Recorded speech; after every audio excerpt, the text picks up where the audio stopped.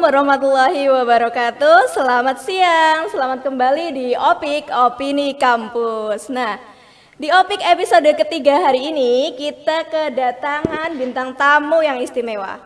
Memang bukan Opik ya kalau tidak mendatangkan bintang tamu yang istimewa.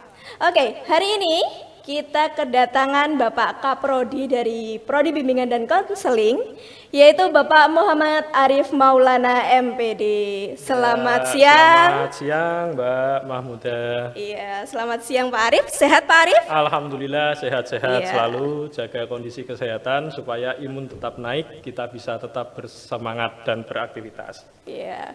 Baik, Pak Arif, ya kita di sini mau ngobrol-ngobrol nih Pak. Boleh, Di boleh, Opik boleh, ini silakan. kita ngobrol-ngobrol terkait dengan dunia pendidikan ya.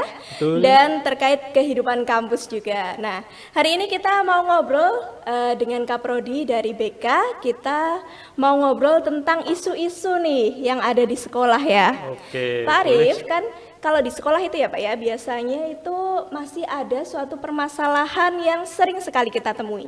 Salah satunya adalah kasus bullying Pak.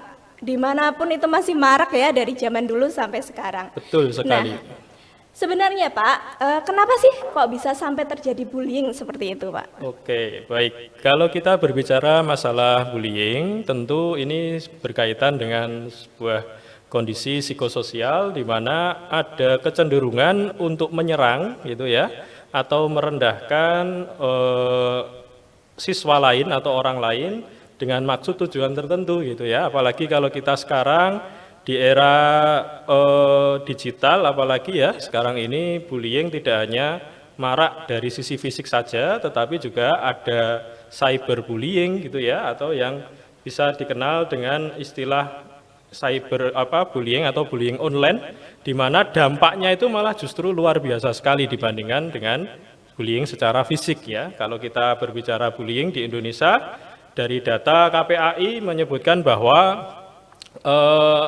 siswa di Indonesia itu mayoritas 87% pernah menjadi pelaku ataupun korban dari bullying itu sendiri. Nah, ini justru fakta yang cukup mengejutkan di dunia pendidikan, apalagi di mana kita lihat dampak bullying yang cukup luar biasa, terutama bagi korban. Ya, tentu banyak hal yang perlu kita perbaiki, kita sikapi dengan cara-cara yang positif sebagai tenaga pendidik. Iya gitu.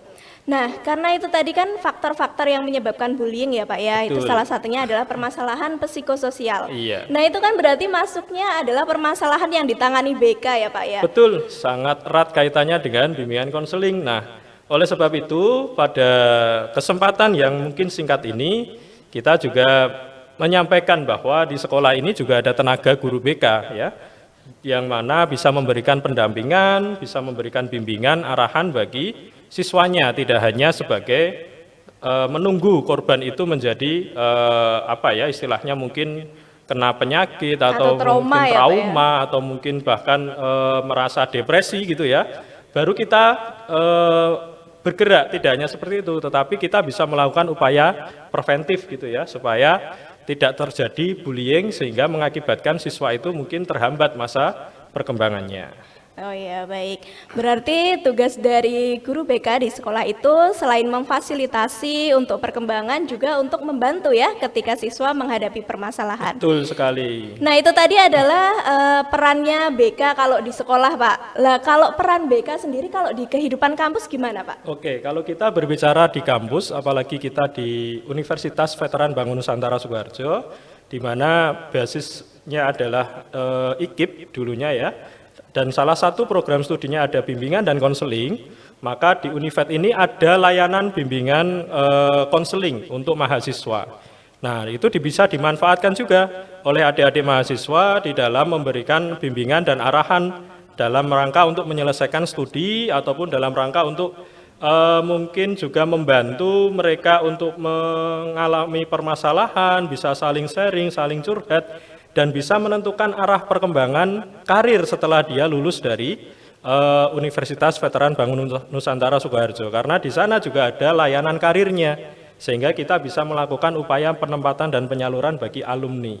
Nah, itu kelebihan yang mungkin selama ini dimiliki oleh khususnya adalah FKIP, pada umumnya adalah Universitas Veteran Bangun Nusantara Sukoharjo. Sejauh ini sudah terlaksana Pak untuk Sudah kegiatan konseling? terlaksana dan alhamdulillah berjalan sudah beberapa tahun ini. Banyak kita bekerja sama dengan pihak-pihak perusahaan, dengan stakeholder, di mana alumni-alumni kita bisa kita salurkan ke perusahaan ataupun ke instansi pemerintahan yang memerlukan sumber daya manusia yang terampil. Oh ya, nah berarti untuk mahasiswa tidak perlu khawatir untuk nanti karirnya setelah lulus dari Univet Bantara Sukoharjo ini, karena kita sudah memiliki fasilitas dari konseling karir itu sendiri dan itu sudah berjalan sejauh ini dengan baik ya Pak ya? Betul sekali, ya, dengan seperti baik dan itu. didukung oleh pimpinan universitas, sehingga kita selama 3 tahun berjalan ini kita sudah rutin untuk menyelenggarakan job fair misalkan, Iya. dan juga melakukan aktivitas magang di beberapa instansi pemerintahan. Iya baik. Nah, selain permasalahan tentang BK itu kan tidak hanya menyasar kepada siswa ataupun ataupun mahasiswa ya Pak ya, Betul sekali. tapi juga kepada masyarakat ya. Karena kan peran BK kan juga sebagai helping profession ya Pak ya, Iya, betul. yang tugasnya membantu orang lain. Nah, di era pandemi seperti ini Pak, itu tuh banyak sekali orang yang lebih gampang stres, depresi. Iya. Nah, tapi mereka itu trennya adalah melakukan self diagnostik ya. Jadi kita ini suka menebak-nebak Melakukan sendiri. penilaian sendiri Iya, ya. menilai sendiri dari kita misal baca-baca Google atau baca-baca buku. Nah, itu sebenarnya berbahaya atau tidak Pak gitu untuk Oke, self diagnostik. self diagnostik ini juga seiring dengan perkembangan kemudahan ilmu pengetahuan dan teknologi, sehingga banyak mahasiswa mungkin atau mungkin orang bisa memanfaatkan teknologi informasi untuk mendeteksi diri ya. Apakah saya ini menjadi penderita depresi atau apakah saya ini baru stres atau bagaimana? Nah, banyak yang memanfaatkan self diagnostik ini untuk mencari tahu apakah dirinya ini sedang mengalami keadaan yang seperti apa. Tentunya ini juga tidak bisa kita anggap sepele ya. Terkadang kita juga salah dalam mendiagnostik karena keilmuan kita juga masih belum cukup. Maka dari itu bimbingan konseling di sini harapannya menanggapi self diagnostik juga harus dengan cara yang bijak gitu ya. Karena kalau tidak dilandasi dari sisi keilmuan yang cukup, kita tidak bisa langsung menjustifikasi oh orang ini traumatik, oh orang ini stres, tidak bisa seperti itu. Maka perlunya bimbingan dan konseling di sini adalah sebagai salah satu untuk sarana memberikan pembelajaran bagi masyarakat bahwa sebisa mungkin tidak mudah untuk menjustifikasi seseorang itu sedang mengalami sebuah kondisi psikologis yang seperti apa.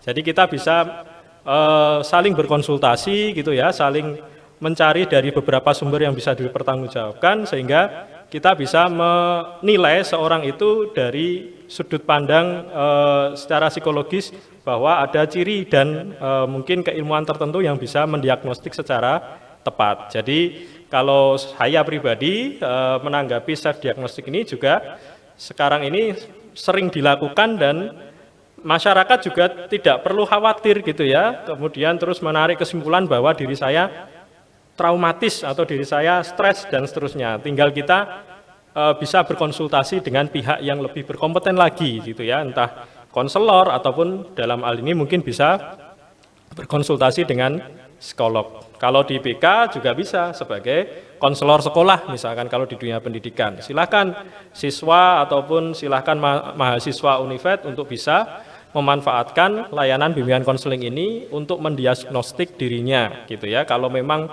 mengalami permasalahan, apa yang baiknya dilakukan dan seharusnya seperti apa. Jadi tidak menyelesaikan masalah sendiri tetapi bisa berkolaborasi dengan layanan yang sudah ada di Universitas Veteran Bangun Nusantara. Mungkin seperti itu. Baik. Berarti tetap harus dengan pendampingan ahli ya Pak ya, Betul, jadi agar kita tidak salah. Ya, tidak salah di dalam mendiagnostik itu. Iya baik Pak, kalau begitu terkait kasus bullying tadi Pak, kan itu kan angkanya itu masih tinggi di Indonesia. Nah Betul. selama ini BK itu sudah memberikan kontribusi apa gitu Pak, agar kasus bullying itu bisa menurun gitu? Oke, ini kalau harapan kami ya sebagai tenaga pendidik menindaklanjuti dari kasus bullying yang cukup signifikan di Indonesia, bahwa 87% itu pernah menjadi pelaku ataupun korban. Berarti ini kan jumlah yang cukup luar biasa.